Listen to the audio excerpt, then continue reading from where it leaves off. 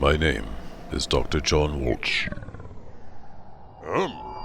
My name is Colonel Sebastian Moran, and lo, these last few years, I have had the dubious distinction of being the number 2 head honcho of a vast criminal empire under the greatest criminal mastermind the world has ever seen.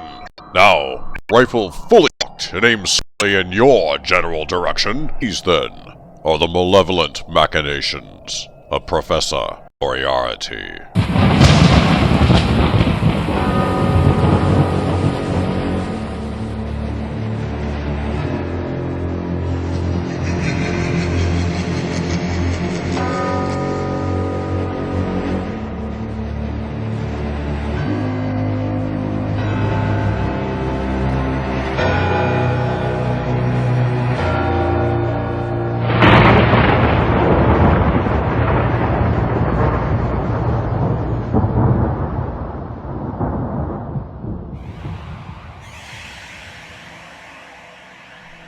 The Red Planet League.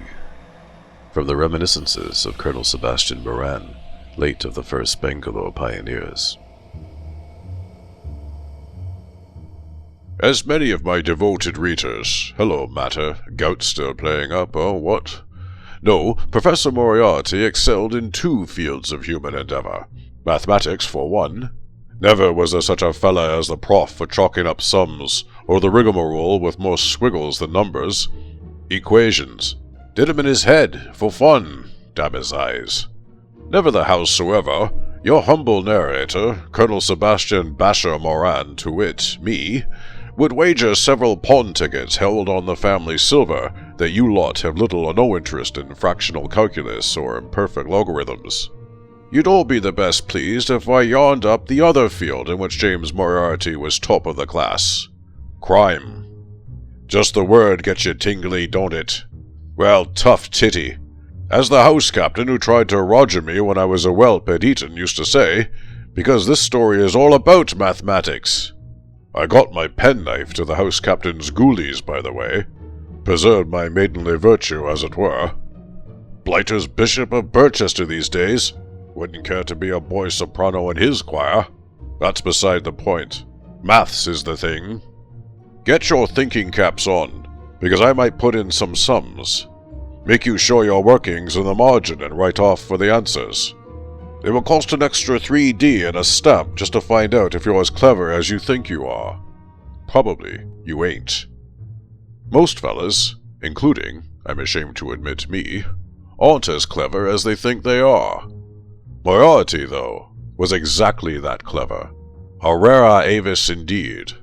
More dodos are around than blokes like that. According to Mr. Darwin, that's a good joss for the rest of us.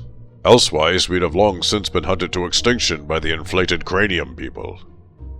Drifting back to the subject in hand, Professor Moriarty was #1 heap big chief in both his vocations, which meant there was something he was even better at than complicated number problems or turning a dishonest profit, making enemies.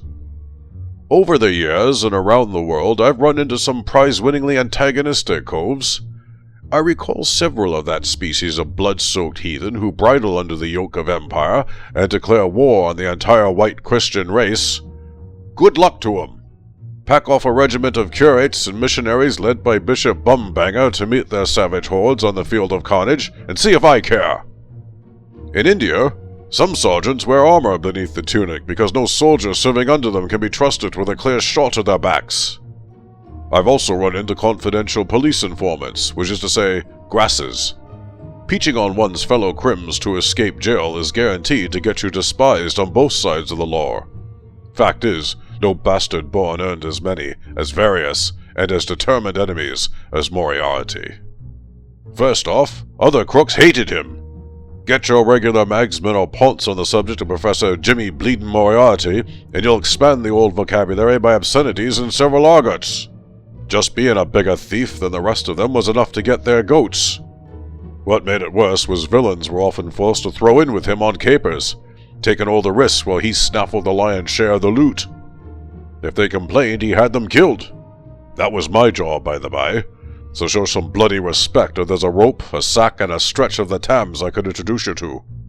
To hear them tell it, every cracksman in the land was just about to work out a foolproof plan to lift the jewels from Princess Alexandria's knickers, or rifle the strong boxes in the sub-basement of the Bank of England, when Professor Moriarty happened by some fluke to think of it first.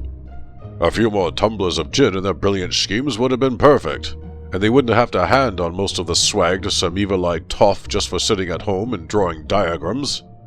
You might choose to believe these loquacious, larcenous fellas. Me, I'll come right out and say they're talking through a portion of their anatomy best employed passing wind, or in certain circumstances, concealing a robin's egg diamond with a minimum of observable discomfort. Then there were coppers. Moriarty made certain that most of them had no earthly notion of who he might be, so they didn't hate him quite as personally as anyone who ever met him, but they sure spitting hated the idea of him. By now you've heard the twaddle, vast spiders squatting in the center of an enormous web of vice and villainy, Napoleon of crime, Nero of naughtiness, Thucydides of theft, etc., etc. Detectives of all stripe loathed the unseen king of crooks, and blubbed to their mummies whenever they had to flounder around after one of his coups. Scotland Yard baffled again, as if that were news. Ha! One man above all hated Professor Moriarty, and was hated by him. Throughout his dual career, imagine serpents representing maths and crookery, twining together like a wicked caduceus. The professor was locked in deadly struggle for supremacy, nay, for survival, with a human creature he saw as his archenemy, his eternal opposite, his nemesis, Sir Nevil Aiery Stent. I don't know how it started. Stent and Moriarty were at each other's throats well before I became number 2, heap biggest chief in the consortium of crime. Whenever the Stent issue was raised, Moriarty turned purple and hissed, and was in no condition to elucidate further. I do know they first met as master and pupil. Moriarty supervised the young Nevil when the lad was cramming for an exam. Maybe the prof scorned the promising mathematician's first quadratic equation in front of the class. Maybe Stent gave him an apple with a worm in it. Upshot is, daggers drawn, eyes ablaze, lifelong enmity. Since this record might be of some academic interest, here are a few facts and dates I've looked up in back numbers of the Times. 1863. Boyish Nevil Stent, former pupil of James Moriarty, rocks the world of astronomy with his paper, Diffractive Properties of an Object Glass with Circular Aperture. Not a good title to mind, which runs more to the likes of Heavy Game of the Western Himalayas or My 9 Nights in a Harem, both as it happens written by me. Good luck finding the latter. Most of the run was burned by order of the Crown Court, and the few extant volumes tend to be found in the collection of the judge who made the ruling.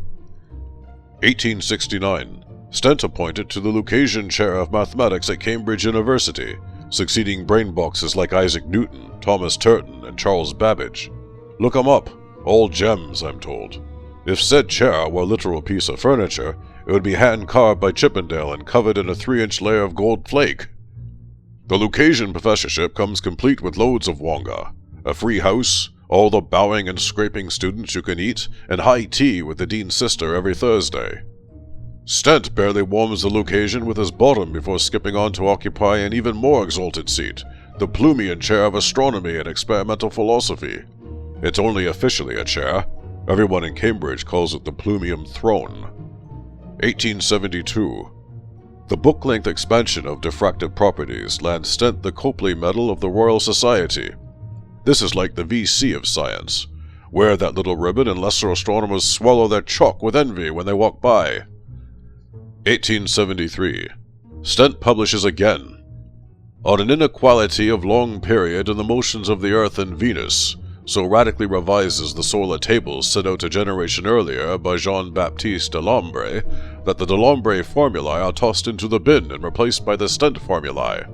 JB is dead, or Moriarty would have to queue up behind him for the job of Nev's arch-enemy, methinks. 1878. Stent knighted by Her Majesty Queen Victoria, who couldn't even count her own children, let alone calculate an index of diffraction, and is therefore universally held the greatest astronomical mathematician of the age. Rivals choke on their abacus beads. Naturally, Sir Nevil is also appointed Astronomer Royal and allowed to play with all the toys and telescopes in the land. Gets first pick of which bits of the sky to look at. can name any cosmic bodies he discovers after his cats. The AR position comes with Flamsteed House, an imposing official residence.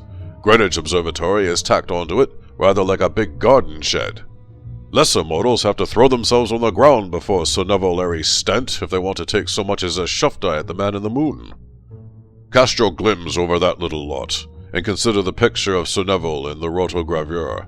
Tall, fair-haired, eyes like a romantic poet, strong arms from working an alt-azimuth mount, winning little boy's smile. Mrs. Sir Nevil is the former Caroline Broughton Fitzhume, second daughter of the Earl of Stoke-Poges, reckoned among the beauties of the age. Tell me you don't hate the swat right off the bat.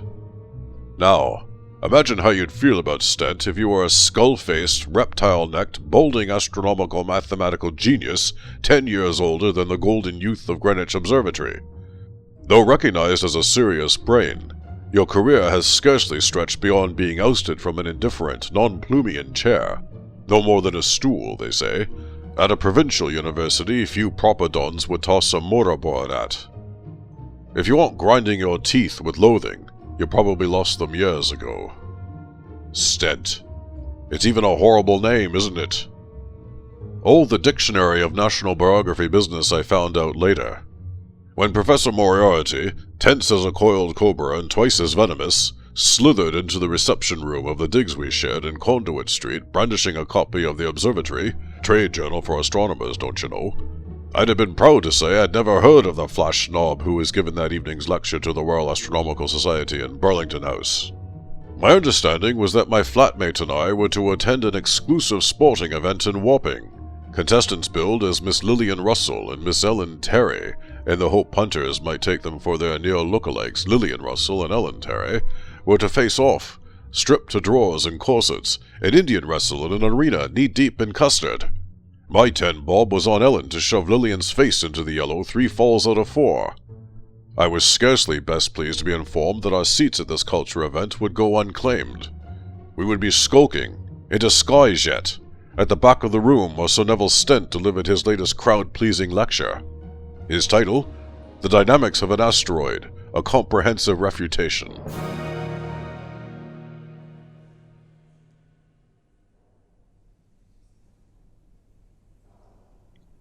Has it not been said that the dynamics of an asteroid ascends to such rarefied heights of pure mathematics there is no man in the scientific press capable of criticizing it? Sir Nevil smiled and held up a thick volume. I was familiar with the blasted book. At least a dozen presentation copies were stuffed into the shelves in our study.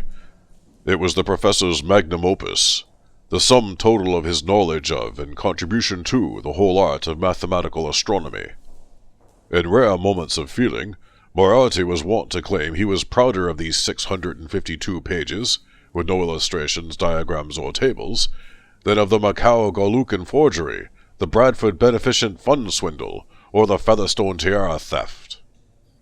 Of course, continued Stent, we sometimes have our doubts about the scientific press. Most sense can be found in Ali Sloper's Half Holiday. A tide of tittering ran through the audience. Stent raised his eyebrows and shook the book in humorous fashion, as if hoping something would fall out. Chuckles ensued. Tent tried to read the book upside down. Something which might be diagnosed as a guffaw erupted from an elderly party near us. Moriarty turned to aim a bone-freezing glare at the old gent, but was thwarted by his disguise. He wore opaque black spectacles and held a white cane in order to pass himself off as a blind scholar from Trinity College, Dublin. Stent slammed the book down on the lectern. No, my friends, it will not do, he said. Being beyond understanding is of no use to anyone. Astronomy will never progress from beyond stargazing if we allow it to be dominated by such, and I don't hesitate to use the term, piffling tripe, as Professor Moriarty's £1.50 of wastepaper. This copy of the book was taken by me this afternoon from the library of the Greenwich Observatory. As you know, this is the greatest collection of publications and papers in the field. It is open to the finest scholars and minds on the planet. Let us examine the dynamics of an asteroid and see what secrets it has to tell. Stent picked up the book again and began to leaf through it. He showed the title page. A first, and indeed only, edition. Then he turned to the opening chapter and drew his finger down the 2-column text, turned the page, and did the same, then turned the page and— "Aha!" he exclaimed. After only 3 pages of actual text, we find that the next leaf is uncut, as are all remaining leaves. What can we deduce from that? This book has been in the library for 6 years. I have a list of academics, students, and astronomers who have taken it out. 72 names. Many I see before me this evening. It seems no one has managed to read beyond 3 pages of this masterwork. Because I am not averse to suffering for my field, I have read the book, cover to cover. 652 pages. I venture to say I am the only man in the room who can claim such a Herculean achievement. Is there any comrade here to whom I can extend my condolences, with whom I can share my sufferings? In short, has anyone else managed to finish the dynamics of an asteroid? Hands up, don't be shy. There are worse things to admit to. The handle of the professor's cane snapped. He'd been gripping it with both knotted fists. The sound was like a gunshot. "Oh, so you have joined us, James," said Stent. "I rather thought you might." A sibilance escaped Moriarty's colorless lips. "We shall have need of you later," said Stent, producing a long, thin knife, which he proceeded to slip into the book, cutting at last its virgin leaves. "You can take off those ridiculous smoke glasses," said Stent. "Though if you have suffered some onset of blindness which has not been reported in the press, it would explain a great deal. Gentlemen of the Royal Society of Astronomers, it is my contention that no man who has ever looked through a telescope with sighted eyes would ever be able to make the following statement, which I quote from the 3rd paragraph of page 1 of the Dynamics of an Asteroid." Stent proceeded to dissect the book, wielding words like a scalpel and flicking blood in Professor Moriarty's face. It was a merciless, good-humored assassination. Entertaining asides raised healthy laughter throughout the evening. The sums were well above my head, but I snickered once or twice at the amusing way Stent couched his refutations. I should have kept a stonier face. The next day, Moriarty had Mrs. Halifax, who kept brothel under our rooms, dispatch Fifi, my favorite French dolly mop, to Alaska as a mail-order bride. At every point, Stent invited a response from Moriarty. None came. The professor sat in silence as his theorems were shredded, his calculations unpicked, his conclusions burst like balloons.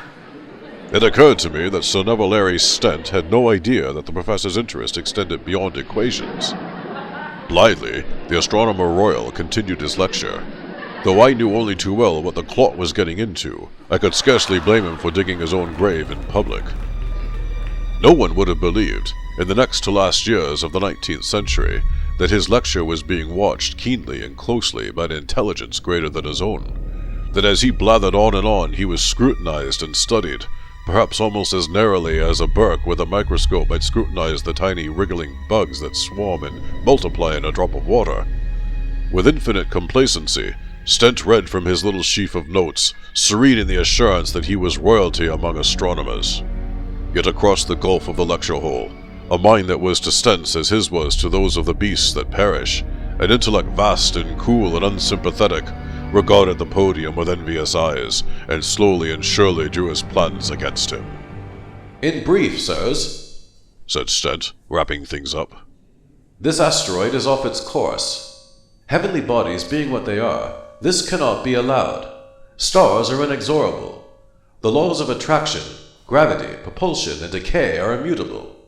An asteroid does not behave in the manner our friend Moriarty alleges that it does. This august body will fall prey to men from Mars with 3 legs, eyes the size of saucers, and paper party hats, before the asteroid will deviate 1 whit from the course I have charted. I would wager £5 that Professor Moriarty can say no different. James?"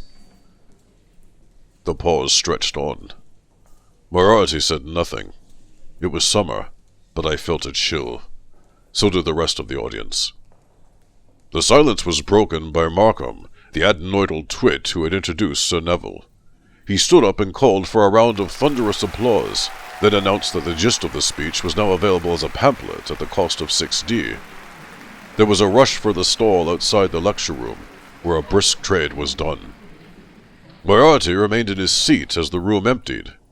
James, Stent said cheerfully from the podium as he gathered his notes. it's pleasant to see you in such evident health. There's actually some color in your cheeks. I bid you a respectful good night. The professor nodded to his nemesis. Stent left by a rear door. Moriarty didn't move from his chair. I wondered if he even could. Stent had set out to murder Moriarty, the mathematician. He didn't suspect his victim had another self, an unmurdered, unmerciful enemy. Moran, He said at last. tomorrow you will call on the Lord of Strange Deaths in Limehouse. The Lord is out of the country, but Singapore Charlie will act for him. You remember the Sci-Fan were able to import the swamp adder we supplied for Dr. Grimsby Roylott. I wish to place an order for a dozen Vampirotoothes Infernalis. That is not yet an officially recognized genus of Colidae, but specimens come on the exotic market from time to time. Vampiro, what's it? Vampirotoothes Infernalis, hellish vampire squid, often mistaken for an octopus. Don't let Singapore Charlie palm you off with anything else. They are difficult to keep alive above their spawning depth. Pressurized brass containers will be necessary. Von Herder can manufacture them, reversing the principle of the Maricourt Bell. Use the funds from the Hanway Street jewelers, then dip into the reserve. Expenses immaterial. I must have my Vampirotoothes Infernalis. I pictured what a hellish vampire squid might be, and foresaw unpleasant experiences for Sir Nevil.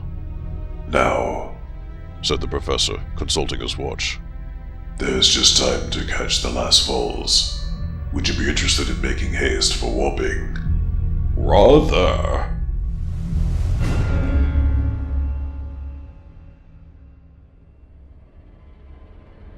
The next few weeks were busy. Moriarty dropped several criminal projects and devoted himself entirely to Stent.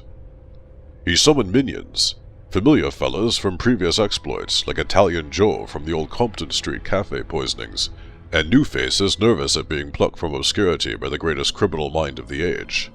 PC Purbright, a Rosa kicked off the force for not sharing his bribe-takings, was one such small fish.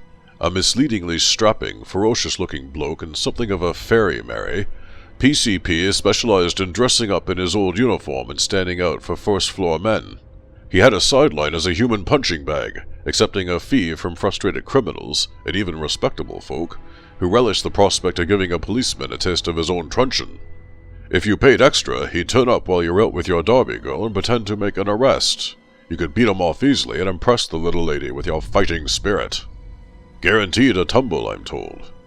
He came out of the professor's study with wide eyes, roped into whatever bad business we were about.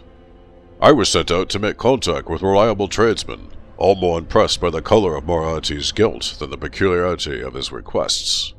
Paul A. Robert, a pioneer of praxinoscopists, was paid to prepare materials in his studio in Brighton.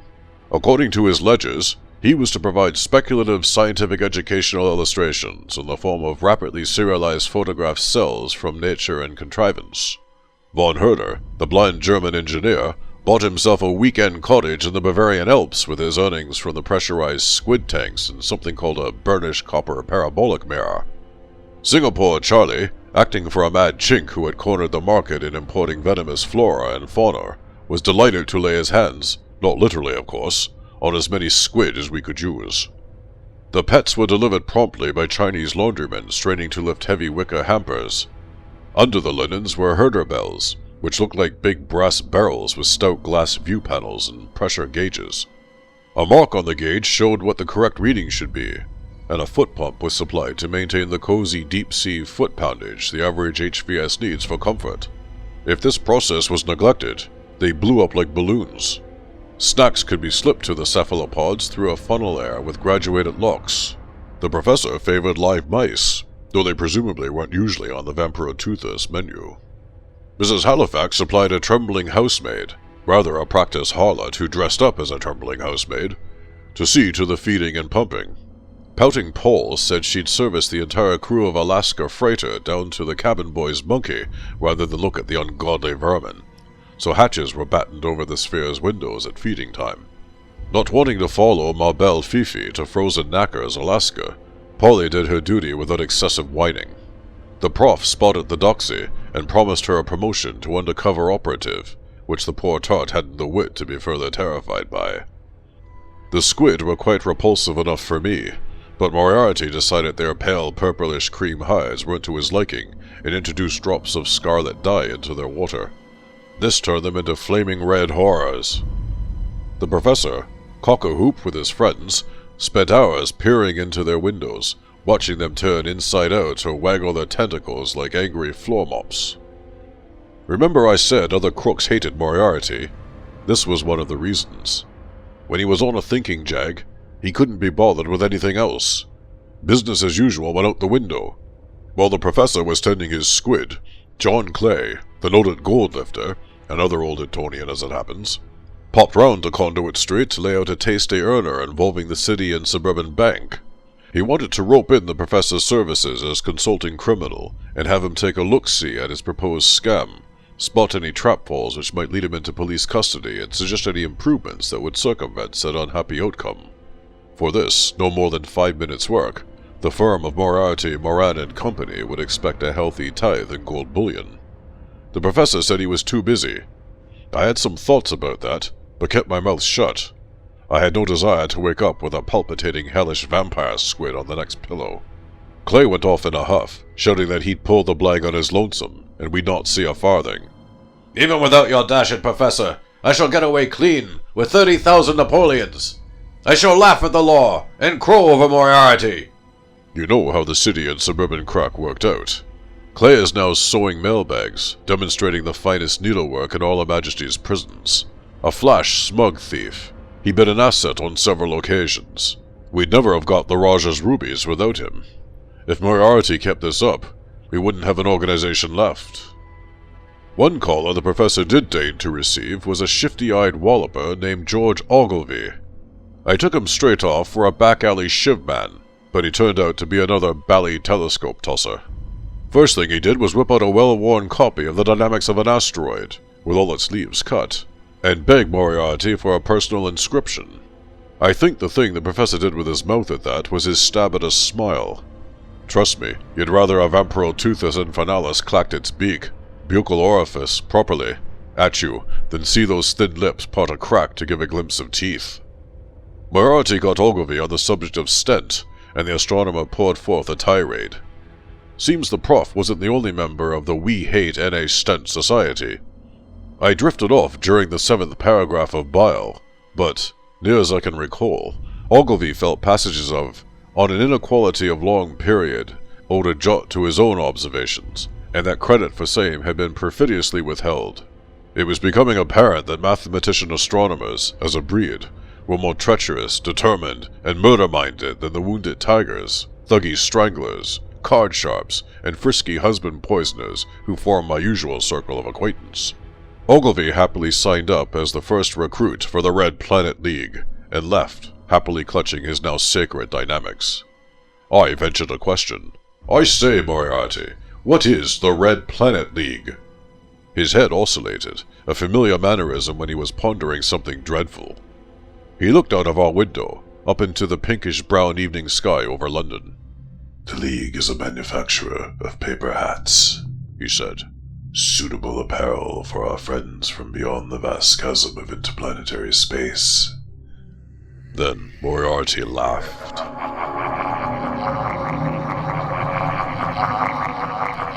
Pigeons fell dead 3 streets away. Hitherto enthusiastic customers in Mrs. Halifax's room suddenly lost ardor at the worst possible moment. Vampire squid waved their tentacles. I quelled an urge to bring up my mutton lunch.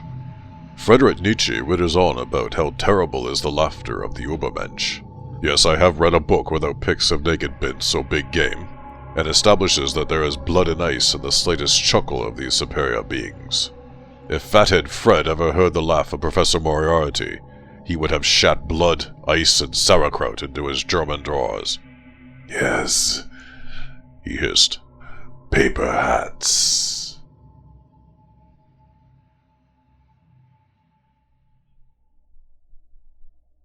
From the Diary of Sir Nevil Aiery Stent. September 2nd. Notices are in. My lecture, An Unparalleled Triumph. The Dynamics of an Asteroid, in the dustbin. Moriarty's hash, settled for good.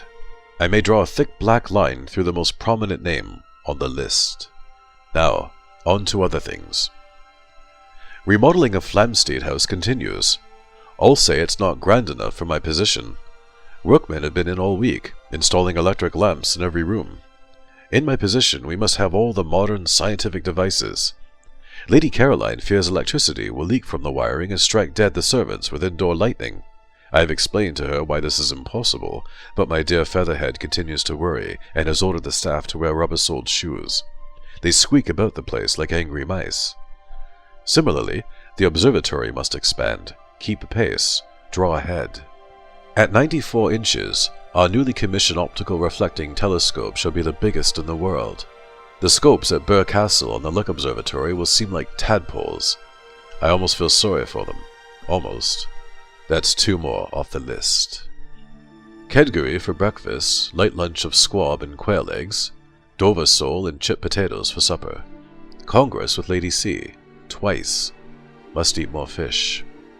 Reviewing my life and achievements on this, my 45th birthday, I concede myself well satisfied.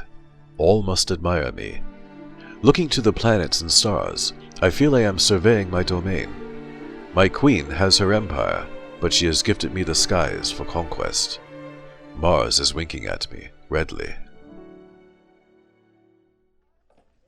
September 6. A curious happening. Business took me to the lens grinders and 7 Dials. Old Parsons' work has been indifferent lately, and I made a personal visit to administer a metaphorical boot to the seat of his breeches. After the booting was done, I left Parsons' shop and happened to notice the premises next door. Above a dingy window was a sign, Sea Cave, naturalist and dealer in antiquities. The goods on offer ran to dead birds, elephant tusks, shark maws, fossils, and the like. I'd thought this site occupied by a bakery, but must be misremembering. Cave's premises had plainly stood for years, gradually decaying and accumulating layers of dust and dirt. My attention was drawn to the window by a red flash, which I perceived out of the corner of my eye. A stray shaft of light had reflected off an odd object, a mass of crystal worked into the shape of an egg and brilliantly polished. It might do for a paperweight if I were in need of such a thing, which I was not. Then I heard voices raised inside the emporium. One was known to me, that upstart Moriarty in Ogilvy. Alone among the fraternity of astronomers, he has written in defense of the dynamics of an asteroid. His name was on the list. I stepped back into the doorway of Parsons, but kept my ears open. Og was haggling with an old man, presumably Sea Cave himself, over the crystal lump, for which the proprietor was asking a sum beyond his purse. An opportunity. Casually I wandered into the shop. Cave, a bent little fellow with egg in his stringy beard and a tea cozy on his head, had the odd mannerism of wobbling his head from side to side like certain snakes. I thought for a moment that I knew him from somewhere, but must have been mistaken. He smelled worse than many of his antiquities. I say, that's rather good. Must save the line for my next refutation. Og was going through his pockets, scraping together coins to up his offer. Upon seeing me, Og said, "Stent, how fortunate that it's you," with undue familiarity, as if we were the closest of friends. "Could you extend me a small loan?" £5, insisted Cave. not a penny less. Og sweated like an opium addict without funds for his next pipe. Most extraordinary thing. I hadn't thought he had the imagination to be so desperate. "Of course, my dear fellow," I said. His face lifted and his palm came out. "But first I must conclude my own business. My good man, I should like to purchase that curious crystal in your window." Og looked as if he'd been punched in the gut. £5, said Cave. "Stent, I say you can't. Well, that is, dash it." "Yes, Ogilvy, was there something?" I drew out my wallet and handed over £5. Cave entered the sale in an ancient register, then fussed about retracting the object from the window. I looked at Og. He tried unsuccessfully to cover fury and disappointment. Now about that loan, I said, wallet still open. Doesn't matter now, he said, and left the shop, setting the bell above the door ajangle. Another name off the list. Cave came back with the object cradled in black velvet. It struck me that I need only say I changed my mind to reclaim my outlay, but Og might creep back and get the blessed thing after all. Couldn't have that. Cave held up the crystal and said something about the inner light. Strange phrase. He meant the refraction, of course, but a lecture on optics would have been out of place in this circumstance. No fee would be forthcoming, and it doesn't do to cheapen the currency of scholarship by dishing out lectures gratis. I took the thing away with me. Perhaps I can use it as a paperweight after all. Roast boar with apricots at the Lord Mayor's. Congress with Lady Caroline in the carriage on the way home. Whoosh. September 7th. An odd day. Luncheon at Simpson's in the Strand with Jedwood, my publisher. Cream of turbot, hock of ham, peppered pear. An acceptable muscadet, porter, sherry. The refutation pamphlet is shifting briskly, and Jay is eager for more. Pity Moriarty hasn't fired other literary clay pigeons I can blast to bits. Jay proposes a collection of refutations and suggests I consider expanding the arena of combat to launch my intellectual ballista against other so-called great minds of the age. Jay is a dolt. He doesn't understand the lists, or that it is as important to choose the proper enemies as the proper friends. Nevertheless, I'm tempted. Tom Huxley, Darwin's old bulldog, could do with having his ears boxed for a change. And I don't care for the way George Stokes hovered over Lady Caroline in the last Royal Society formal. Those Navier-Stokes equations have their tiny little cracks. Most extraordinary thing. As Jay and I were leaving the restaurant, a wild-haired, sunburned fellow accosted us in the street, gabbling, "The Martians are coming! The Martians are coming!" Ever since Schiaparelli put about the nonsense about canals, there has been debate about how one should address the notional inhabitants of the planet Mars. I am firmly in the belief that Marsian is the only acceptable term. I took the trouble to correct the lunatic at this point, but he was in no condition to listen. He grabbed my lapels with greasy fingers and breathed gin in my face. He called me by name, which was discomforting. "Sir Nevil," he said, "keep watching the skies! Look to the red planet! Look into the crystal egg!" Jay summoned a hefty constable, who laid a hand on the madman's shoulder. The fellow writhed in the grasp of the law, and a look of heightened terror passed over his face. It is no wonder men of his stripe should fear the police, but the extent of his pantomime of fright struck me as excessive even for his situation. Curiously, the constable seemed humpbacked, tailored uniform emphasizing rather than concealing a pronounced lump on one shoulder. I assume the Metropolitan Police impose strict physical requirements on their recruits. Perhaps this fellow's condition has worsened in recent years. Something was not quite right about his hump, which I could swear wobbled like a jelly on a plate. His eyes were glassy and his face pale. Indeed, our lawful officer was evidently in as poor shape as our degenerate semi-assailant. "Don't let them take me!" begged the madman. "They wraps round you, and they bites, and they sucks your brains, and you ain't you no more! I've seen it!" "Let's be havin' you, my lad," said the policeman, voice like a prolonged death rattle, monotonous and expressionless. "You don't want to be, botherin' these gentlemen." The madman's face contorted in a silent scream. There was something peculiarly hideous about the constable's voice, as if he were a music hall dummy manipulated by a wicked ventriloquist. "Mind how you go, sirs." The policeman lifted the madman, not a small individual, by the way, one-handed. He marched off stiff-legged, bearing his whimpering prisoner down the Strand. As he walked, his hump seemed to shift under blue surge, as if it were a separate entity. I had a sense of evil eyes cast at me. Jay asked me if I had any idea who the maniac was. He had something of a military mien, I thought, perhaps having frazzled his brain out in some sunstruck corner of Empire. It came to me that I had seen him before, perhaps in the audience at one of my many popular lectures, perhaps skulking on the street waiting for the chance to accost me. Jay pointed out that he had known who I was, but, of course, everyone in England knows the Astronomer Royal. It should definitely be Marsian, I insisted. The precedents are many, and I can recall them in order. Jay remembered he had forgotten another appointment with a lesser author, and left before I could fully convince him. Must send him my monograph on planetary possessives. Some still rail against Mercurial and Jupiteric, though a consensus is nearly reached on Moonian and Venusian. By the end of the century, we shall have definitely colonized the sonar system for proper naming. September 7. Later. I had thought to dispel completely the unpleasant memory of this afternoon's strange encounter, but the words of the madman resounded. By some happenstance, this was literally true. The long-necked cabby who conveyed me back to Greenwich bade a jovial farewell with, "Keep watching the skies, sir." an unusual turn of phrase to hear twice in one day, perhaps, but a sentiment naturally addressed to a famous astronomer in the vicinity of the biggest telescope in the land. Galvani, the Italian foreman of the gang who have completed, at last, the electrification of Flamsteed House, handed me a sheaf of wiring diagrams marked "For the attention of the householder," and clearly said, "Look to the red plan, as essential for to understanding the current and the house." There was, indeed, a red plan in the sheaf, but it seemed to me he had stressed the first part of his sentence, which echoed the words of the madman, and thrown away the second, which conveyed his particular meaning.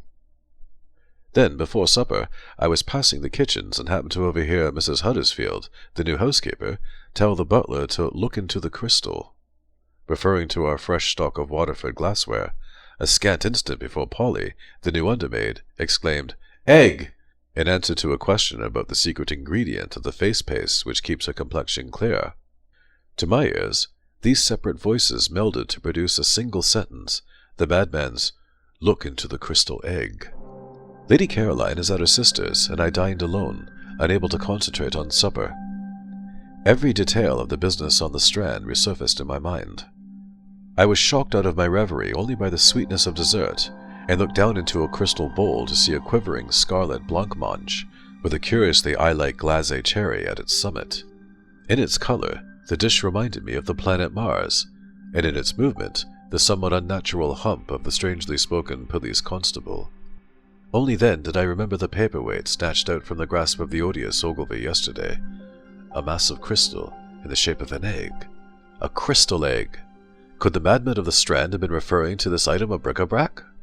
Unable to finish my dessert for thinking. September 7.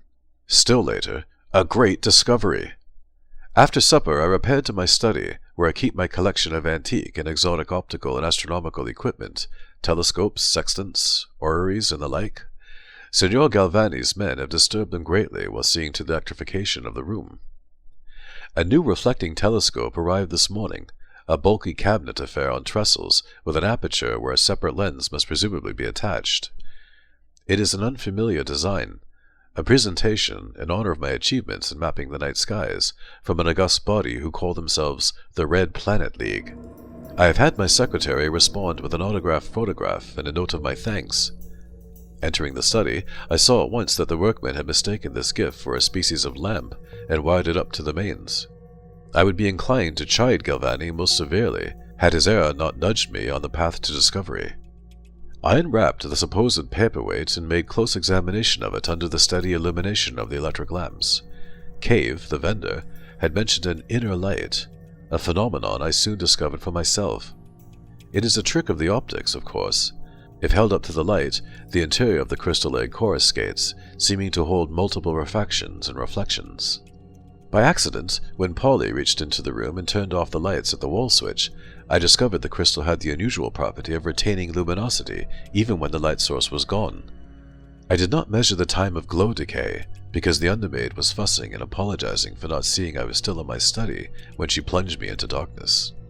She whimpered that these newfangled inventions were not like proper gas. I fear Lady Caroline's indoor lightning theory has infected the servants with irrational terror. "What's that egg?" exclaimed the maid, meeting my crystal. "Why's it lit up?" I ventured to explain something of the laws of refraction, but saw my learning was wasted on this simple soul. Nevertheless, it is to Polly that I owe my next most extraordinary discovery. She picked up the crystal egg rather boldly for a person in her position, I might say. Doesn't it go here, sir? she said, slipping the egg into an aperture of the Red Planet League's reflecting telescope. It was a perfect fit. Before I could chide her, Polly had fiddled with a switch which triggered an incandescent lamp inside the cabinet, projecting a beam through the crystal, which diffracted out into the room. Suddenly, the opposite wall was covered by a swirling, swarming red cloud.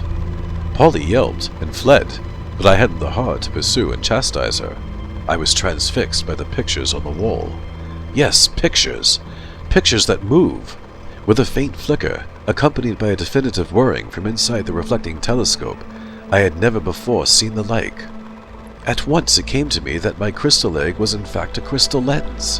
When light passed through it just so, the crystal egg, by some means as yet undetermined by science, transmitted images from its interior. The process was astounding, but I was more overwhelmed by the picture. It was as if I were looking out of a window which floated high over a ruddy desert far from Greenwich. Faintly visible above the horizon were familiar stars, skewed in the sky, as observed not from our homeworld, but from a body which must be considered, on a cosmic scale, our near neighbor. I perceived the tiny blue-green circle of Earth, and knew with utter certainty that this window looked out onto the plains of Mars, the Red Planet. All the tiny incidents of the last 2 days impelled me, inch by inch, towards this discovery. I knew the subject of my next lecture, my next book. Indeed, the remainder of my career would be devoted to this. I am Master of Mars. No other can come close. Og must have had some inkling, but this is to be Stent's triumph, not Ogilvy's.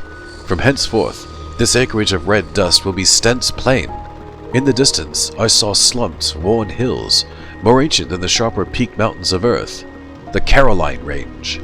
A deep channel grooves across the landscape, flowing with a thick, red, boiling mud, Polly's Canal, to commemorate the child whose unknowing hand urged me to this discovery. Nearby, a gaping pit was scraped raw like a bloody gouge in the Marsian soil.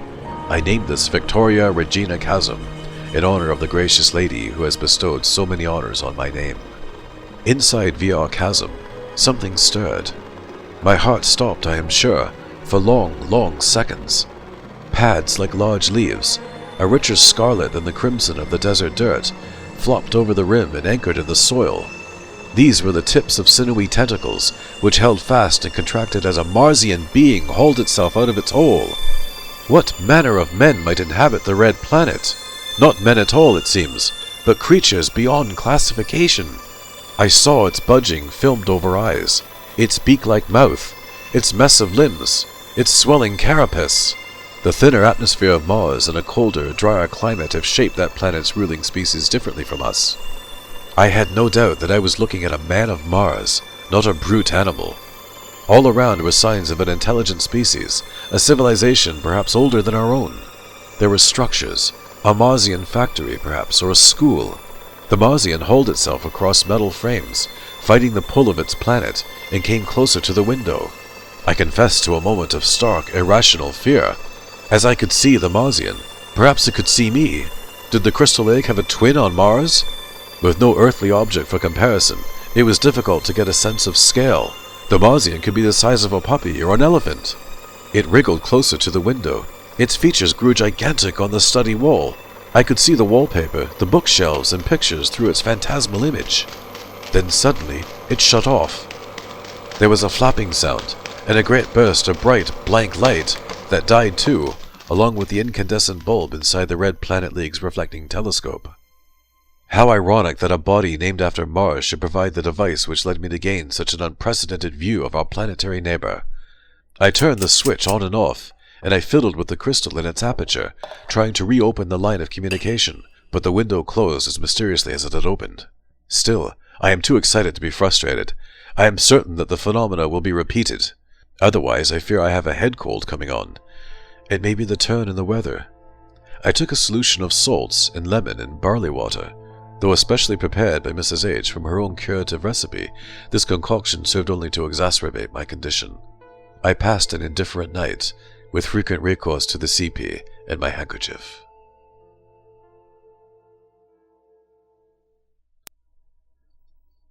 September 8. Invasions. That confounded cold has set in my head and chest.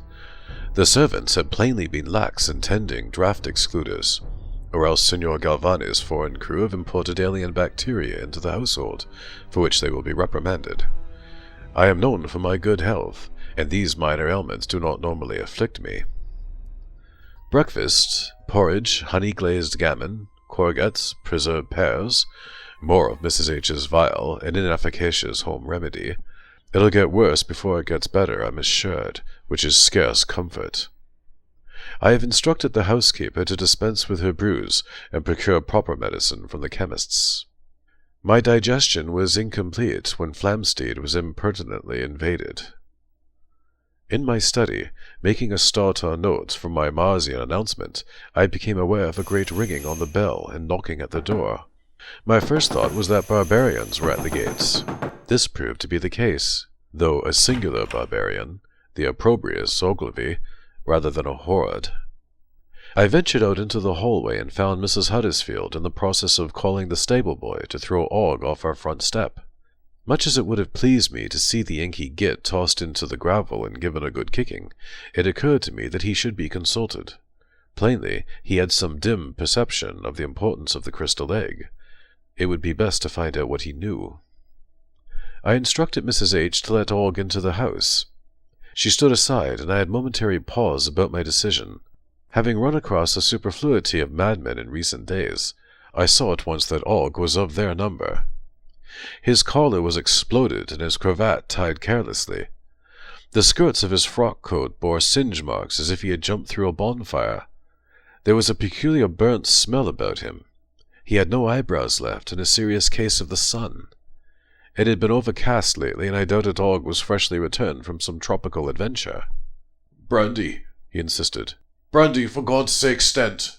Mrs. H. frowned, but I told her to send Polly to fetch a decanter of the third-best brandy. No sense wasting the good stuff on an hysteric. I'll need it to fight off this cold. In my study, Og saw the egg, still fit into the aperture of the new telescope. "So you know what it is?" he exclaimed. Indeed. "A window, a portal to the red planet. Have you seen the Martians?" Marsians, I corrected. "Their tripod machines, their firing pit, their heat devices. Have you determined their purpose, Stent? Their hideous purpose!" The fellow was ranting, but I expected as much. I have made notes of my findings, I told him. I will reveal my conclusions when I am ready to publish. "Publish? Who will there be to typeset, print, and bind your conclusions, Stent? Who to read them? Do you hope to amuse our new masters with your book? They don't seem the types to be great readers, but I suppose you never know." Og was laughing now, bitterly, insanely, irritatingly. Polly arrived, and Og snatched the decanter from her tray. He drew a mighty quaff, then wiped his mouth with the back of his hand. Never the most savory of characters, he had apparently decided to become a wild Indian. "There were 4 eggs," he said. "As far as we can tell." "We? Of whom do you speak?" "The Red Planet League," he said. "What there is left of it. When you took the final egg, we had this telescope delivered to you. I am loath to admit it, but you are the greatest astronomical mind of the age." "True, true." "And if anyone has a chance of cracking the egg's secrets, it is you." "No doubt." I fancied I caught a slick smirk from Polly, and told her she could be about her business. She left. "It must have been fate that brought you to Cave's Emporium. Cave is dead, by the way. The police report says spontaneous combustion, if you can credit it. There have been a rash of such phenomena, almost an epidemic. Colonel Moran and I had a brush with heat weapons 2 nights back. We were separated afterwards. His nerve snapped. Terrible thing when a brave man's nerve goes. He's faced tigers and native rebels and charging elephants, but that flash from the copper tube boiled away all his heart. You saw Moran yesterday, I believe, before they caught up to him." "I saw no one yesterday." "In the Strand, outside Simpson's. Moran would have seemed, irrational. Lord knows we all act like cuckoos, with what we have in our heads. It's only to be expected. A big man, Moran, red-complected, after our experience." I remembered. The madman who was taken away by the humpback policeman. "Moran brought me into the League. He's a big game hunter and adventurer. He found the first of the eggs in a temple in India. It was the eye of an idol worshipped by an obscene cult. When the light fell into the temple on certain days of the year, the portal opened and the cultists saw their gods. You know what they really saw, Stent. The men of Mars. Those tentacles. Those eyes. Those mouth parts. Another crystal was looted from the collection of the Emperor of China, carved into a goblet. I would not drink from that goblet for all the tea in its rightful owner's dominions, would you? A third was found fresh among the hot fragments of a new fallen meteorite in the Arizona desert. All these came to the League, and all had been taken. Taken back, one might say. Og kept glancing at the crystal. I worried that he would snatch it from the telescope and flee the house. This one was sent here, to England. I don't know how Cave came by it. Dishonestly, I suppose. It is mine, I reminded him. Paid for and bought. He wasn't listening to me. Stent, have they seen you? The portal opens both ways. That we can see them is incidental, an accident, a flaw in the great plan. From the other side, from Mars, they spy us. Spy on us. It's what the eggs are for. They are taking our measure, making a study, drawing plans. At first, the meteorites just brought the eggs. It's only recently that they have come. Just a few, but enough, for their purpose. Across millions of miles of empty space. What explorers they must be, what conquerors! They ready their armada, Stent, their fleet! I concede that Og was alarming me. A great deal of what he said struck me as fanciful drivel. Conquerors indeed, what nonsense! As if creatures without hands or clothing could hope to stand up to the military might of Great Britain. But I worried there were eggs in other hands. Dangerous hands. Other scientists eager to scoop the great Stent. If half of what Og said is true, someone else might publish first. I cannot let that happen. The doorbell rang. Mrs. H. came into the study and presented a carte de visite. Colonel Sebastian Moran, Conduit Street. Your comrade in the League has extricated himself from the police, I told Og. The fellow looked further stricken, which was not what I expected. I got little sense from him. I feared this would also be true of Moran. Yesterday he had been singing from the same hymn book. Don't let him in, said Og, grabbing my lapel. In the name of all that's... There's a policeman with the collar, sir, said Mrs. H. Constable Pirbright. I could not have been more relieved. With all the ranting, raving, and lapel-grabbing, a policeman might be just what the doctor ordered. Clap these madmen up in irons and leave me to conclude my Marsian studies. Show them in, I said. Very good, Sir Nevil. Don't you be straining yourself. Remember you're not a well man. Og threw himself into an armchair in a pose of stark terror. Under his sunburn, he even went pale. Hello, Sir Nevil. Hello, Ogilvy. It was the madman from the Strand, but much changed. His demeanor was more sober, respectable. His voice was uninflected, somehow metallic, and since yesterday he had grown a humpback. A long red scarf ran round his neck, ends trailing down his back. Good morning, gentlemen, said the police constable beside Moran. They could have been brothers with the same shifting deformity, the same strange manner of speech. Keep them away from me! Shrieked Og. They're... them! Don't make a fuss, old chap. Moran and Pirbright spoke in unison, like a music hall turn. Their voices scraped the nerves. I was overcome by a powerful wish that all my visitors should leave. I could do with a medicinal tot and some peace. The constable walked stiff-legged across the room to the telescope. He laid a hand on the crystal egg. That's delicate scientific equipment, I warned Pirbright. Evidence, sir, he said, twisting the egg free. I must protest. Obey the law, said Colonel Moran. Moran was in my way. Beyond him I saw the constable slipping the crystal egg into his tunic. I paid £5 for that. Stolen goods, said Moran. I tried to strong-arm him out of the way, but he was immovable. My hand fell on his hump, and his long scarf unwound, showing where his jacket seam was split by the swelling. An angry, inhuman eye looked out from the hole. Sinewy, Venus-scarlet ropes wound around Moran's exposed neck. A beak-like barb was fixed to his throat, under the ear, blood dribbling from the conjunction. A cowardly knee met my groin, and I doubled over. When I righted myself, Moran had rearranged his scarf. I knew what I had seen.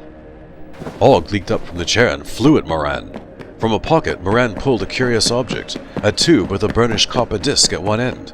A beam of light seemed to project from this, and fell on Og, whose jacket started smoking. With a scream, Og fled from the room, down the hall, and out of the house. His clothes were on fire. Moran turned to me. Pirbright had also produced one of the heat-casting devices. Both were aimed in my direction.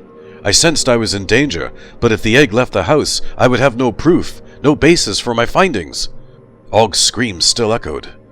"We must be going," said Moran. "Not with my crystal egg." The copper discs were glinting at me, but I was resolute. No somnambulist, puppeteered by angry-eyed inhuman humps, would stand between me and recognition for my achievements. "I am Sir Nevil Aiery Stent, the Astronomer Royal," I reminded them. "I will thank you to return my property. On this world, sirs, I am not to be sneezed at." "Sneezed at?" they both said. At that inopportune moment, my cold struck again, and I had a sneezing fit. This had the most peculiar effect on my threatening guests. They turned tail, in something like panic, and ran. Pirbright dropped the egg, which mercifully did not shatter. As they ran, they slumped over, arms dangling uselessly, heads lolling, as if they were piloted by their tentacular humps, who could no longer concentrate on even the semblance of normal conduct. My sheer physical presence and the dignity of my office had overwhelmed these creatures, but I did not doubt they would be back. I took some brandy for my chest and sinuses and reflected over my triumph in this skirmish of the spheres. Mrs. H called me to the garden. On the gravel driveway lay a human-shaped pile of ashes already drifting in the wind. It seems I didn't have to worry about Ogilvy honing in on my findings anymore. Feeling much better, despite sniffles, I returned to my study. In Lady Caroline's continued absence, attempted congress with Polly, but for some reason was thwarted. Have much on my mind. Damn this cold.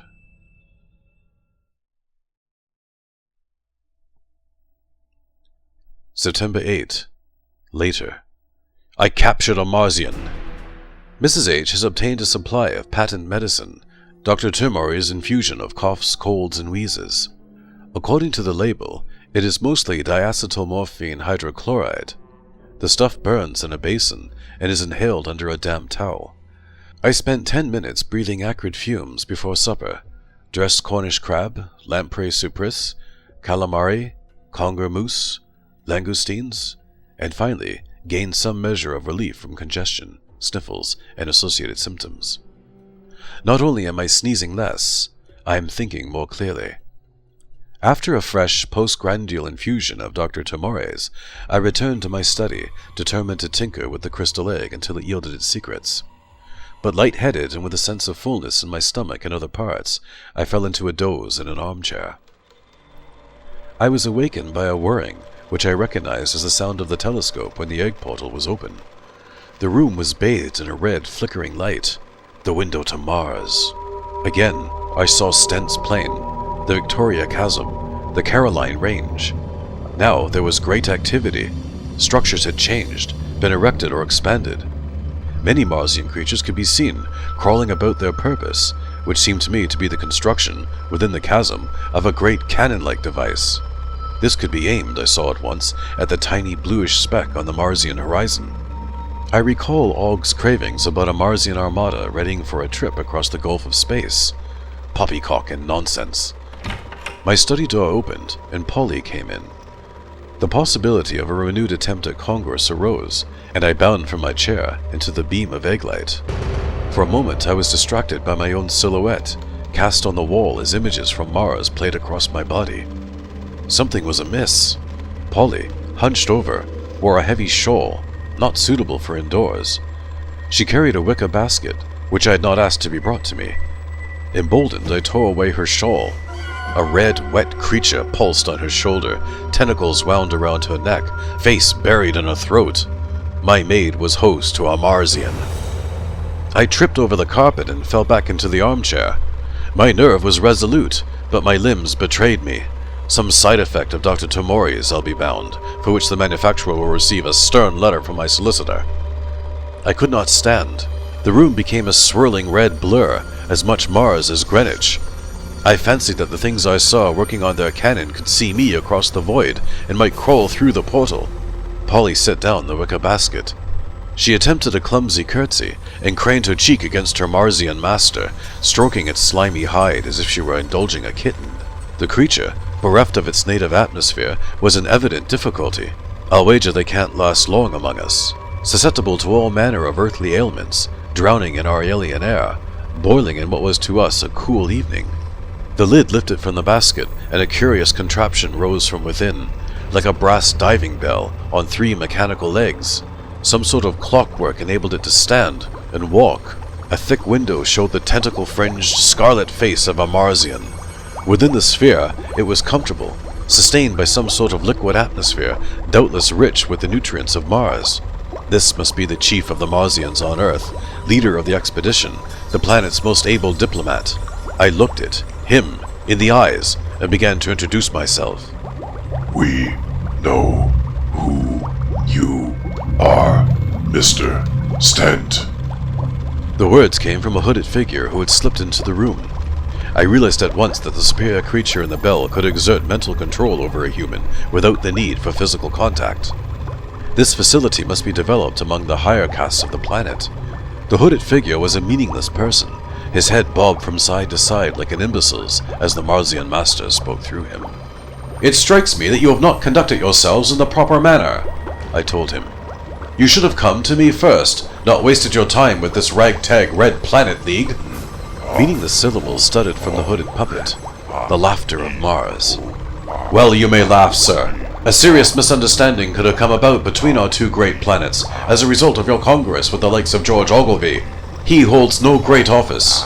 Now you have come to the proper person, the Astronomer Royal. You are in communication with someone best placed to reveal your presence to the worthies of Great Britain. Treaties can be brokered, as trade agreements are being made in our world's orient.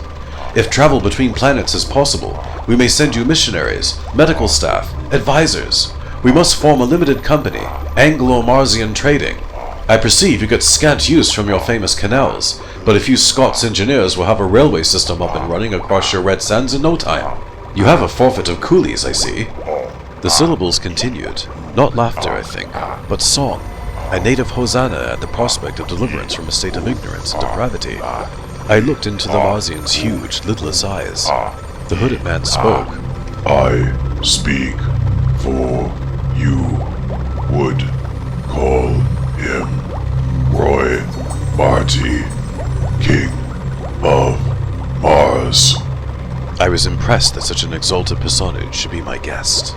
And what service may I do the King of Mars? Polly and the hooded figure raised now familiar copper tubes, which caught the red light from the telescope. I sensed Marsian treachery. You can burn. Then things happened swiftly. A sturdy broom scythed down on Polly's shoulder, squelching her alien master, which detached from her with a hideous shriek and flew across the room to explode against the mantelpiece, swollen organs bursting through its skin. The redoubtable Mrs. Huddersfield was in my study, swinging her broom like a yeoman's quarterstaff. The hooded figure turned, and fire broke out on the wall where the beam fell from his copper tube. Mrs. H tripped him, and he tumbled in a heap.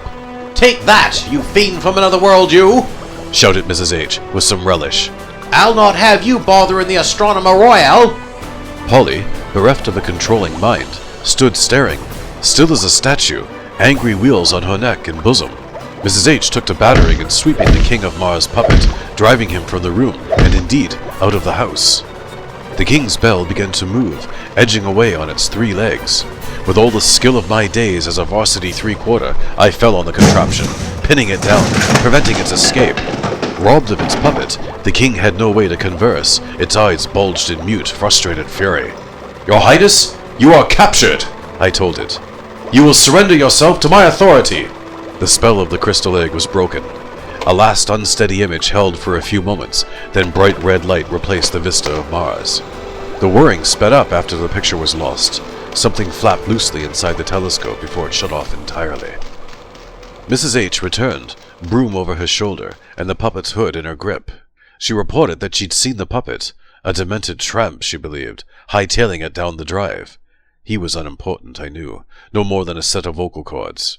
Polly was recovered from her upright faint, but still in a dazed state. She did not relish the memory of communion with the creature, which lay dead in a jumble in the fireplace. All she could say was that its touch was slimy and sharp.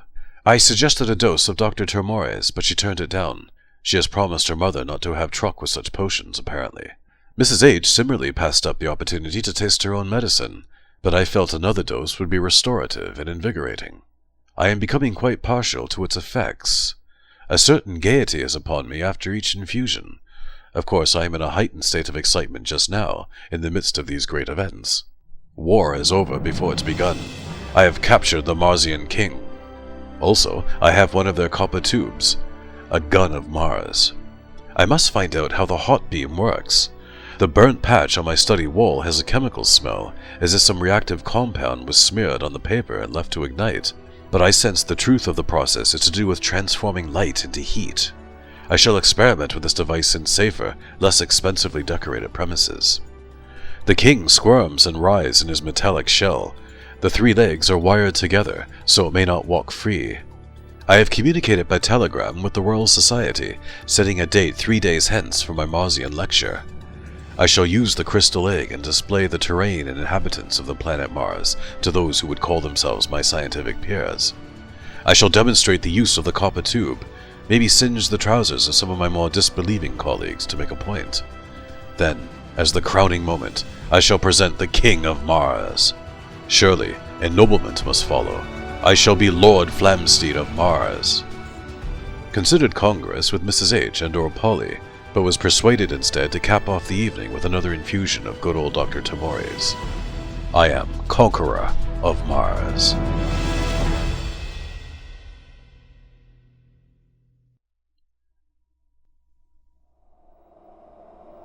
From the Reminiscences of Colonel Sebastian Moran, late of the 1st Bangalore Pioneers, continued.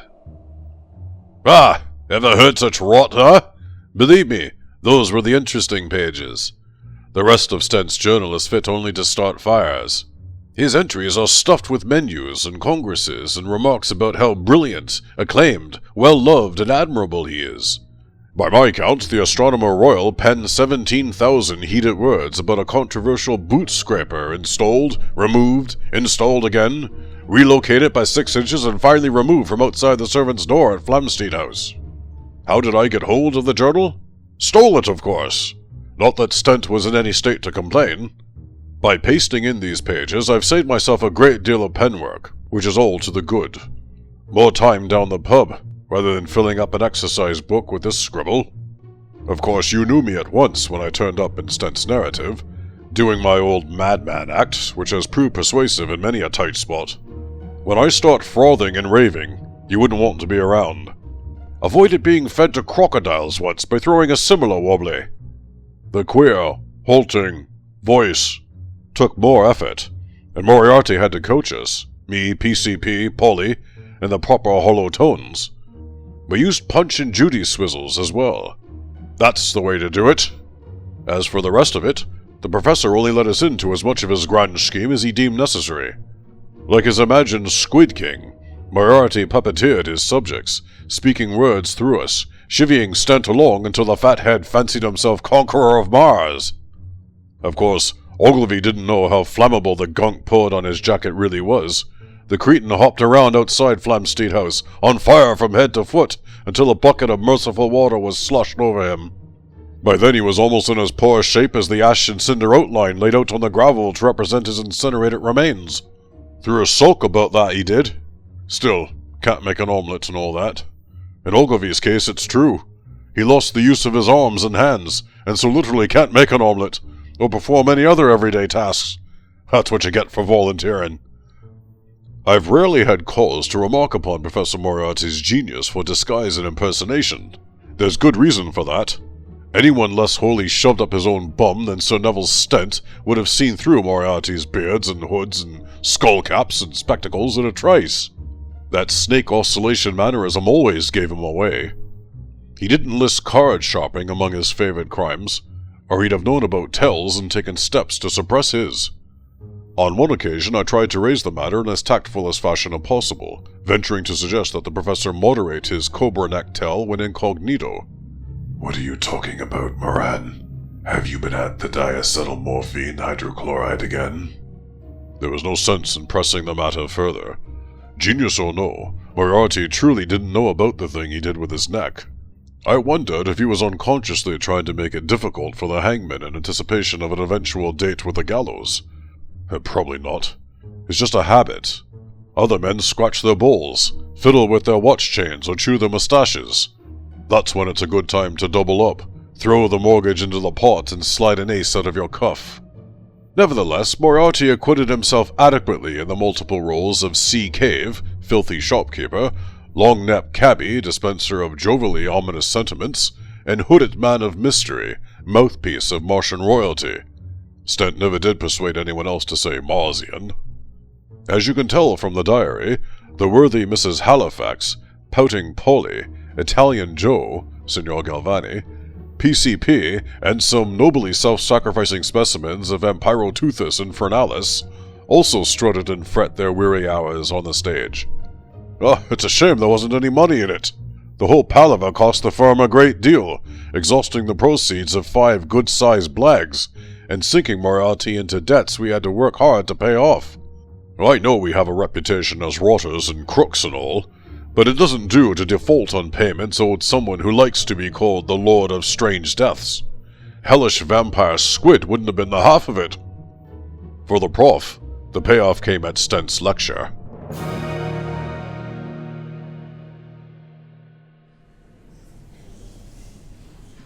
This time, the Royal Astronomical Society wasn't a grand enough platform for Sir Nevil, but we were back in Burlington House. The edifice is also HQ of the Royal Society, a body so sniffly superior it feels it doesn't even need to give you the full name, which as it happens is the Royal Society for the Improvement of Natural Knowledge, when you are expected to prostrate yourself before the hallowed altars of high science, and furthermore purchase an illustrated souvenir program booklet to memorialize the hours you spent snoozing through a lecture. Chairman at the time of these occurrences was Thomas Henry Huxley, and you know what the Astronomer Royal thought of him.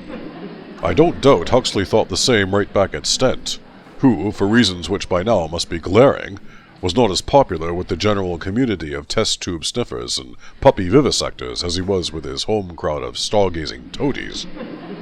Again, we took our seats, sans disguises, on the assumption Stent wouldn't notice us in the crowd, at least not until the crucial moment. The hall was packed, as if word had leaked out that Lola Montez would be tightrope walking nude over the audience while Jenny Lind sang All 80 verses of The Ballad of Eskimo Nell. Every branch of science was represented, for Stent had announced his lecture would radically affect all of them equally. A lot of textbooks would need revising, or burning, after this one, the rumor mill insisted. To me, the mob looked like an unkempt crowd of smelly schoolmasters on a spree, but the prof clucked and tutted to himself, listed the great names who had shown up. Besides our homegrown brain boxes, there were Yanks, Frogs, Krauts, Eye-Ties, dressed-up darkies of assorted hues, and an authentic Belgian, all trailing more degrees, honors, doctorates, and professorships than you could shake a stick at. It would have been humbling if they weren't mostly aged and chalk-covered. We had salted the room with a few of our own fellas, who carried hat boxes or picnic hampers and were a bit fidgety in clean, respectable clothes. A squeaky-voiced draper's clerk tried to squeeze it on a platform ticket, but was properly ejected for being a lower-class bounder. This time, Stent went for a dramatic effect. The house lights dimmed, and a spot came up on the lectern. The Conqueror of Mars posed dramatically, in a vestment-like long white coat. Gentlemen, He began. we are not alone. He whipped a dust cloth from the reflecting telescope, which incorporated the crystal egg. In the end, Polly had been forced to draw him a picture to show how she had accidentally made it work. Between shows, someone had to reset or replace the strip of exposures inside the box and put in a new incandescent bulb, which meant getting Stent away from his toy. Fortunately, he'd quite a nose for Dr. Tomori's infusions and was often in a daze. I give you the planet Mars. Stent toggled a lever, and electric current made a motor grind. Red images were cast on a white board erected on the platform. Squid crawled across the sandbox, gagging for water. There were gasps of awe, though a few coughs of skepticism too. A few sequences wound backwards, which gave an eerie, unnatural effect, as if pictures that moved weren't unnatural enough. I'd seen some of these views taken by Mr. Paul A. Robert of Brighton. Urchin assistants had to hand-color the scenes picture by picture. Robert has a glass-roof studio under construction on the Downs. I had to be blindfolded and driven up and around country lanes before visiting it, because he fears some Yankee swine is out to poach the process, and present it as his own invention. Good luck to him, I say. Apart from making a fool of the Astronomer Royal, all Robert's whatever scope is good for is giving anyone who stares too long at the stuttering pictures a blinding headache. I dare say few in the audience had seen the like. There was still that damned whirring and flapping as exposures passed in front of the incandescent. The bloody racket is why Robert's box pictures in motion will never catch on, if you ask me. They'll never replace the stereopticon. After the images from the crystal egg passed, Stent was assailed by questions. Some were about the creatures, but most were about Robert's box, which several in the audience had heard of before. One or two had even seen the thing demonstrated while the inventor was soliciting funds for development of his annoying wonder of the age. When Stent repeated his assertion that the box was a reflecting telescope, someone called him a blithering idiot. He looked displeased. Several helpful souls shouted out the principles on which the box worked.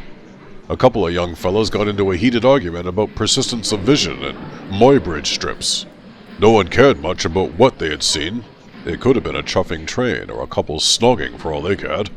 But many were intrigued by the process whereby moving images were cast on a board. Stent had caused a sensation, but not the way he expected. Moriarty smiled to himself.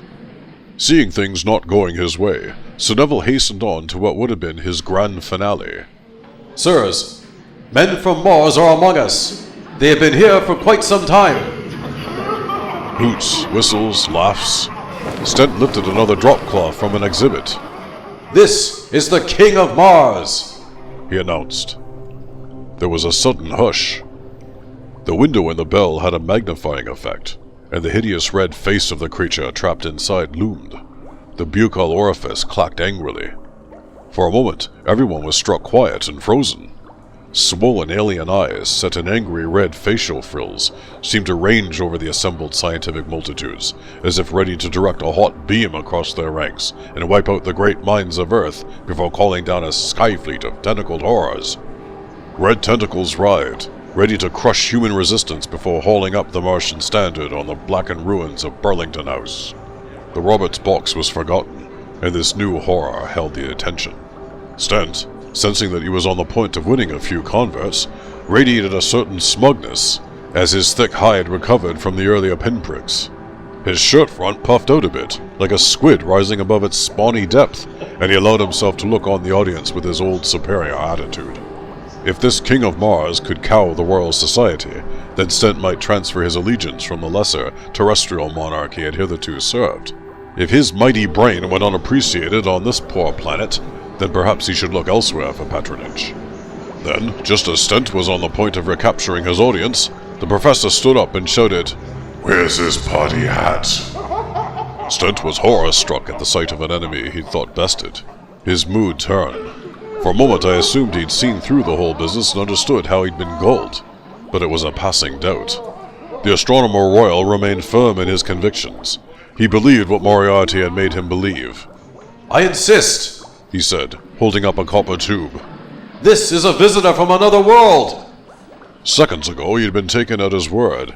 Now the skeptics and rationalists, for is this not an age of doubt, were inclined to get close to the old gift horse and pay close attention to his choppers. An elderly Frenchman from the front row got up and took a closer look at the bell, squinting through pince-nez. This is a hot beam device, said Stent, voice cracking. A weapon of Mars.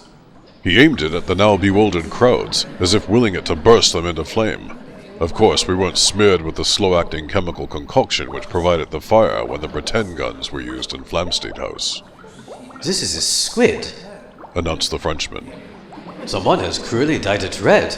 An uncommon specimen, but not unknown. Some laughter was forthcoming.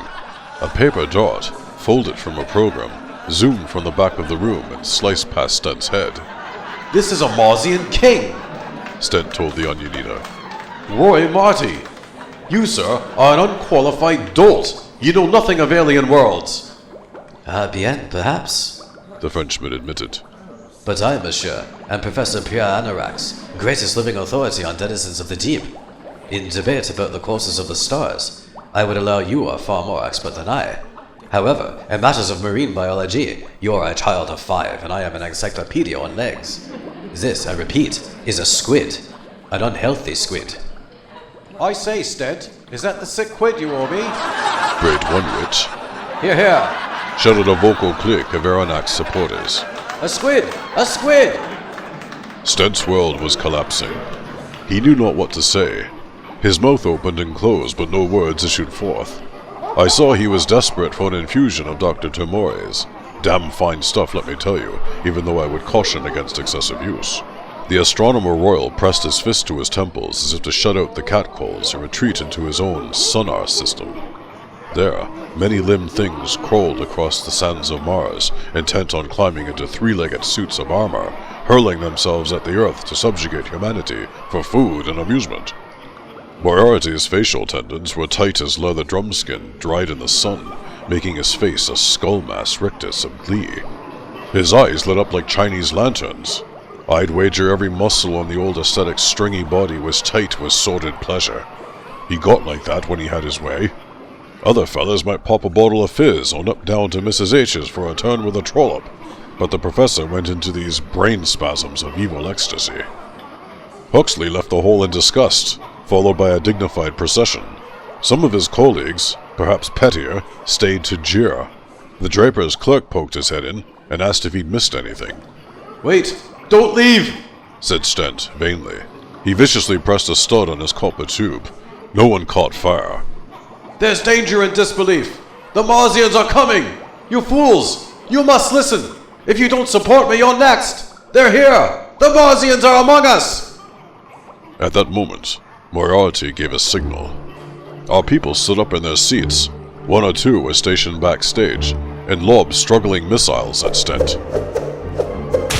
Out of water, the squid didn't last long, but they fought hard, as Polly and I can bear witness, getting tentacles around something convenient and squeezing madly while internal pressure blew them up like balloons.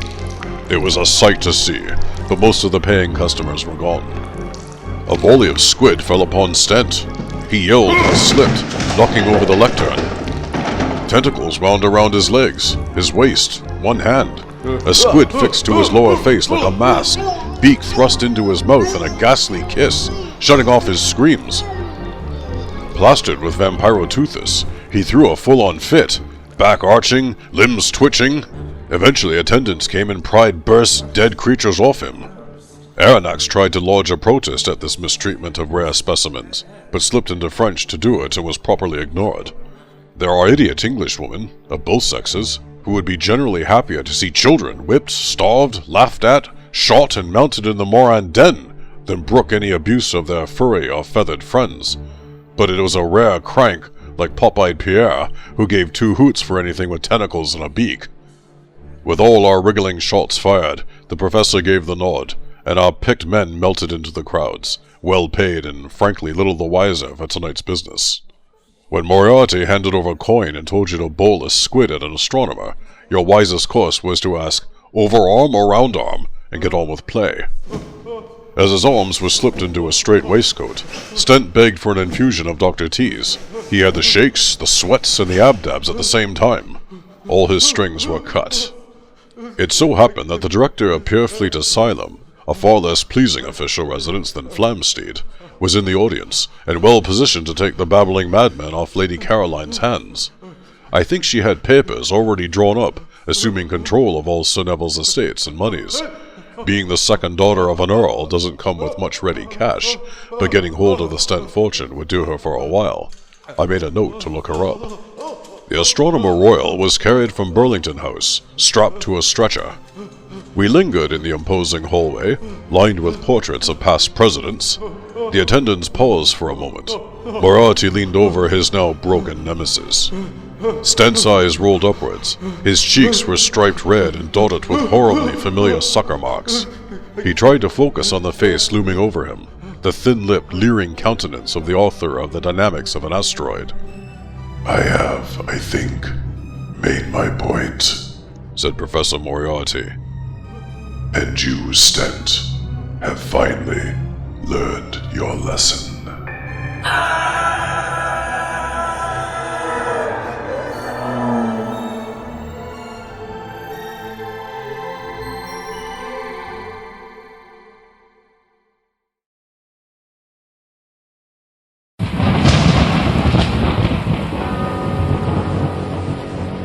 Right.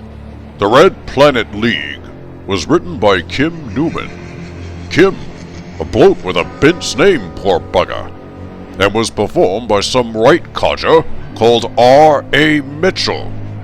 The Malevolent Machinations of Professor Moriarty, the Red Planet League, audio is effort and of these so-called fans. Visit www.hero-efforts.com